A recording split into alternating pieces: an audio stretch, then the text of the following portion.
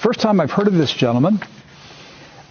His name is Talal Abu Ghazala. Right. And he's 81 years old. He's Jordanian.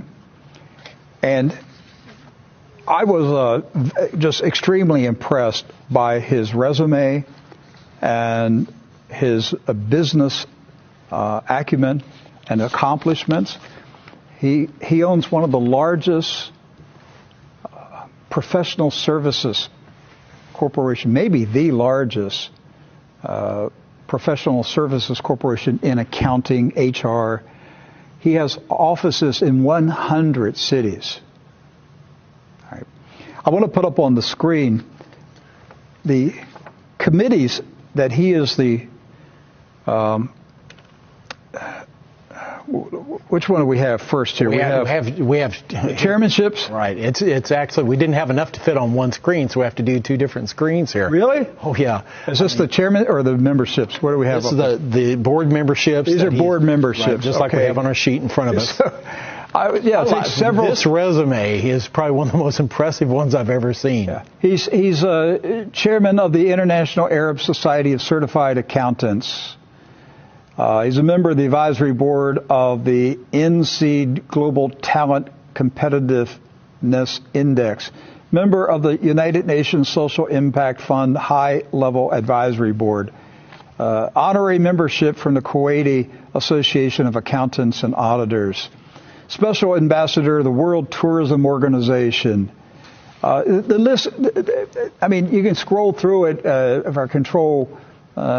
You can just scroll through. You can see these are just some of the organizations that he's a member. Then you go to the chairmanships, right, where he's chairman, right, of organizations. Doc, go ahead. I mean, the chair of the Talal Abu Ghazala University College for Applied. They named a business college after him. That's how smart he is in analyzing things. He's the honorary president of the Bosphorus Summit's Board of Trustees in Turkey. Chair of the Honorary Council of Consortium for Sustainable Urbanization in the U.S., co-chair of the UN Global Network on Promoting Digital Technologies for Sustainable Urbanization. It goes on and on and on. I counted 36 different organizations and committees that he's the chairman of related to business and to economics. So I would say that he probably qualifies as an expert on understanding business cycles, economic cycles. I would say if he was testifying in a court of law, that we would say he is a bona fide expert in these matters. And his opinion would carry a lot of weight. Yes. So I came across an article that he published in 2018 in the Jordan Times, which is a newspaper I read. I try to go to it weekly. It's an English newspaper published in Amman, Jordan. And so he published an article December 26, 2018, prepare before time runs out for the 2020 global economic crisis. Right. Now there's an article that Americans didn't see because our news organizations don't report anything worth reading. Now, so everyone understands in our viewing audience, the picture that you see there is of Talal Abu Ghazala. He is the gentleman that we've been talking about, yes, that is the chair of all these different committees, has a business college named after him. He might know something. He just might know something about what's happening in the world economy. I would pay attention when somebody of his caliber, knowledge and expertise and connections, when he writes an editorial in his home country of Jordan and says, prepare before time runs out for the 2020 global economic crisis. Right. Doc, I read this article last night. He said, read it. I'll just read a paragraph. He said, I have been sounding the alarm of a major economic crisis that may hit globally by the year 2020. Contrary to some expert analysis, I have good reason to believe that the new crisis is going to be much more devastating than the 2008 one, which was described by Ben Bernanke, the chair of the Federal Reserve at the time, as the worst financial crisis in global history. Most likely, and like the previous one, this crisis will start in the United States. So, folks, listen, here is one of the most prominent, well-known, well-respected businessmen in the Arab world who is telling the Arab business community who respect him. He's saying, I'm shouting. I mean, he's an accountant. Right. He owns an accounting firm that has 100 offices around the world. Right. And he's saying to the business leaders of the Arab world, a mega financial crisis is coming in 2020, and it's going to start in America. Right. And you may be saying to yourself, well, wait a minute. If you're a viewer or listener, you have a little bit of financial acumen. You may be saying, wait, we're experiencing growth here in the U.S. We're experiencing, an expansion of the economy here in the U.S. How can there be a global financial crisis? Well, just like in 2008, that was pumped up with money and with promises that couldn't be delivered on. He goes on to say the U.S. has witnessed a 2.5% growth. This is an indication that there should be no crisis. But he says, I think this growth is due to increased consumer demand because of the liquidity of the U.S. government pumping into the market and is not representative of a real recovery. In other words, we're propping it up with nitroglycerin in the form of quantitative easing, printing money like it's going out of style. And so we're just pumping that money into the economy.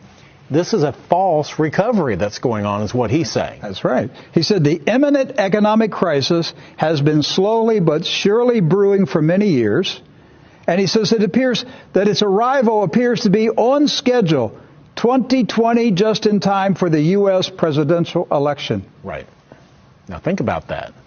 This is what I'm saying. I'm not certain Donald Trump's reelection is certain. Because if the economy tanks in 2020, you will see the most massive vote for communism that you could ever imagine would happen in the United States of America. The communist, socialist Democrats will sweep into power if we're in an economic crisis before the election. Now, they may be able to hold it off and slide through the election and get President Trump elected, and then the crash comes. Well, that would just mean that the next election in 2024 will be so far to the left, we can't even imagine it now. That's right. Exactly. He said that this coming crisis is going to last years. He said the new economic crisis is expected to continue for years and will have a major impact on the West, causing stagflation and leading to bankruptcies. He goes on to say, now listen to this, Rick, I predict at least 5 European countries will go bankrupt next year. Do you hear that? This economic expert is saying, I predict at least 5 European countries will go bankrupt next year, which will not mean that they close shop. They'll just be unable to provide services to their citizens. Doc, he's a global accountant. Right.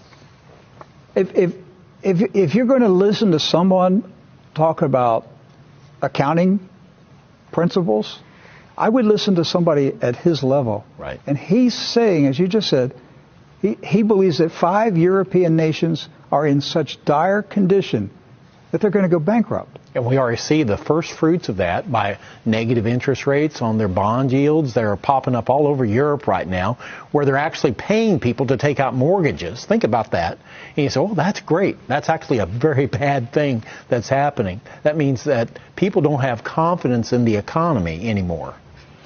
Okay, so let's go to the next article.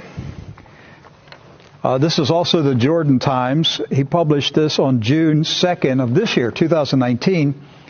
The title, The 2020 Global Crisis and a Third World War. Okay. He said, once again, for some time, I have been sounding the alarm of an impending major economic crisis that may hit globally by the end of 2020. He said nations around the globe, especially in Europe, have lost confidence in the United States' ability to lead in issues of international finance, trade, diplomacy, and war. These nations are quietly dismantling Yes. Listen, folks, listen to what this man is saying.